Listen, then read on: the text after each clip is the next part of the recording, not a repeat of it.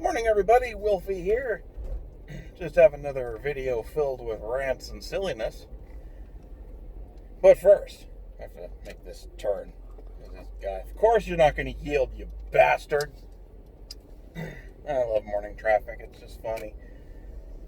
First things first, this video is sponsored by Bunghole VPN. That's right, it's a VPN for when you're browsing for child porn, or you gotta pirate movies and TV shows no one gives a shit about and you're concerned that you might get caught.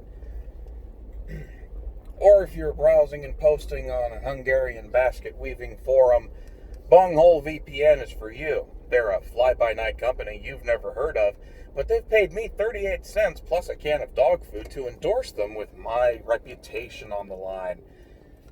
So I gotta say, for a company that I just met a couple days ago, they seem pretty slick and on the up and up. They promise they don't keep any logs. And they even winked and gave me a $5 bill when they said it, so I totally believe them. That's right, so when you are surfing on Facebook or Twitter and you want to give a secret thumbs up to Alyssa Milano's tweets explaining how she's going to resist and defeat Donald Trump with some sort of strange yoga thing, you can do so in safety and security, knowing that those evil Trump Nazis over on 4chan aren't going to be able to dox you, find your home, and draw backwards malformed swastikas on your driveway in water-soluble crayon. That's right, Bunghole VPN. It's only $38 a month. Use coupon code BUNGHOLE. That's Wilfie's Bunghole for 5% off your first 6 months. That's a whopping $5 a month. My math is terrible. They're better at the math. Just give them your credit card, and they promise they won't associate any of your activity with your credit card information or your personally identifying information. That's Bunghole VPN for all your kiddie porn needs. Ting. Sorry, I had to do that. Sick to death of a few kind of, popular YouTubers that I watch. I'm going to stop watching because they've started doing that shit. I'm actually semi-disappointed in Seth Seentak, or whatever his name is, because he did a few videos like that where, he does his deadpan video game reviews, which are hilarious, and then he ends with a stupid VPN company ad, and it's really irritating. His only redemption is the fact that he said something like, "My sponsor didn't like the integration, so I'm tearing up this contract, and we're back in business." So I guess he decided it wasn't worth it or something. But, I don't know, 38 cents in a can of dog food, that might be worth it to some people. But not me. I need at least 40 cents. Come on, we've got inflation to deal with. Get real here. Now, anyway, I wanted to rant and rave a little bit about a recent development about a guy named Andy Ngo, or Ngo, or Ingo, or Go. I have no idea how to pronounce names like that start with an NG, so I'm going to call him Andy Ingo and get that wrong, I'm sure. He is an independent reporter he actually works for some company. That's real helpful, I know. But he has the distinct honor of having really pissed off Antifa, because he's one of the few reporters who isn't afraid to cover their antics and present them in a realistic and not so favorable light. Because what the hell? As we all know, Antifa, they're sort of the violent thug arm of the Democrat Party these days. But realistically, they really are just people in America who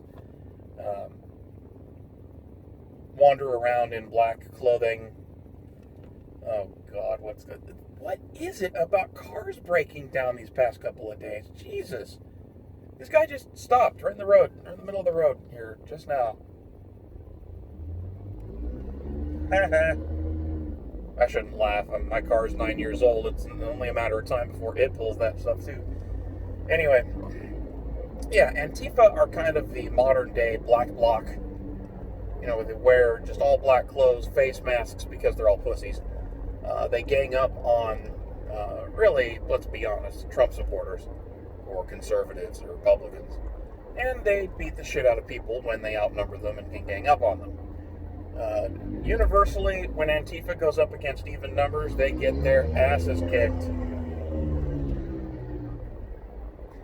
So that fart can that just passed us was a Nissan Altima that's been all riced out. It's got a little fart can on its exhaust. And that poor little engine, which is probably decent for a car that size, is struggling so hard to breathe because of that stupid ass muffler. Anyway, back to Antifa. So, Andy Ingo, or Andy Nyo, or whatever his name is, I'm just going to call him Andy because that's less offensive. And I'm really not trying to butcher his last name. I just honestly don't know how to pronounce it. But poor old Andy has run up against these assholes on a number of occasions. And he was one of the first people to be attacked by the innovation from Antifa of pouring fucking concrete mix into milkshakes and then chucking them at people after the concrete has set. So it gives them plausible deniability. Hey, I just chucked a milkshake at the guy. But they hit him so hard that Andy had brain damage. He actually had a hemorrhage in his brain and had bleeding on the brain. And he was in critical condition for a few days, back a few months ago, when they did this. And of course, Antifa constantly denies any responsibility for any attacks like that. But at the same time, they cheerfully celebrate that it happened. So he's got some history with Antifa. And he's really a thorn in their side because he consistently documents their misbehavior. And recently he earned their ire, this was a few days ago, because he doxed one of Antifa's more prominent anonymous assholes who himself had his favorite pastime, this guy that he doxed. His favorite pastime is doxing people. Now, as this often happens, the guy has no problem doxing enemies of Antifa, but then when he gets doxed, oh my God, that's the worst thing ever. Don't you dare. How could you? This is a violation of my privacy and my rights. I'm gonna try to get you banned and punished. We're gonna find out where you live and beat you up, blah, blah, blah, blah, blah. Well, Andy's had that done, so he's not really too worried about that anymore. The funny thing is, it's always really funny when somebody who supports doxing gets doxed, because their tune changes so fast. And it turns into, how could you release my personal information? That's just not right. It's a violation of privacy. Like, well, you're fucking doing it, so what's the problem? You seem okay with it. Why not turn that on you? Hypocrisy is always fun and tasty in the morning. So that's going on. Of course, Antifa's upset because the guy that got doxed is 17 years old, and apparently that's off limits too. You can't dox a minor. And I'm trying to remember how many awful, bad, personal things people said about Trump's kid. Like the 10-year-old kid, Bannon, I think his name is. Didn't seem to be off limits then. Oh, maybe it's only no bad tactics, just bad targets. Maybe it's only okay when they do it. Oh, yeah, that's the secret. So, yeah, I love it. I love seeing Antifa squirm because they so richly deserve it. Incidentally, if you're part of Antifa and you'd like to talk to me in person about that, I live in Orlando, Florida. My full name is on my YouTube account. So just given that information, feel free to Google me, and I'm pretty easy to find. I do own a house, and my name's on the title. So, look me up and come stop by and visit. I'd love to show you my gun collection. And have a nice, frank discussion about the tactics of Antifa. Anyway, so that's one thing I wanted to giggle about because it's kind of funny. The other is something that happened a couple of years ago, but it was just still really funny, and I wanted to revisit the moment. So this was about, I want to say it was 6 months or so after Trump won the 2016 election. And I would say this is back when liberals were flipping their shit. But I can't use the term were because they still are flipping their shit. But this was back when the Russian narrative was really starting to take off. And it's been soundly debunked at this point. But that doesn't stop people from still bringing it up. The funny thing is, so 4chan came up with, yet again, another really funny meme. And it goes like this. So, the chief complaint with the Russian story is that the Russians interfered and meddled with our elections in 2016. Now, of course, it turns out they didn't. At least no more than anybody else did. And really, if you can influence an election by shitposting on Facebook, your country has some problems. I mean, yeah. Anyway. Right, the story goes that the Russians influenced our elections and all that. And there was fake voting and voter fraud and this and that. So 4chan started posting a series of images, of memes, featuring the Democratic Party logo, and saying clever things like, "Don't let Russians interfere with our elections. Voter ID now." Think about that. It makes sense, doesn't it? If you're worried that Russians are infiltrating our country, oh, someone please open your door. Motorcycles that weave in between cars and traffic really bug me. Such a dangerous thing. But anyway, if you're concerned that people are infiltrating your elections and voting when they shouldn't, it's pretty much a no-brainer at demand voter ID laws. And it makes sense. We're not supposed to vote more than once, so yeah, we should keep track of who votes. We don't have to keep track of what they vote for, and that's one of the foundations of our democracy. But it is reasonable to keep track of who votes. And if you can't prove who you are, and can't prove that you're eligible to vote, you shouldn't get to vote. And that's something that voter ID laws take care of.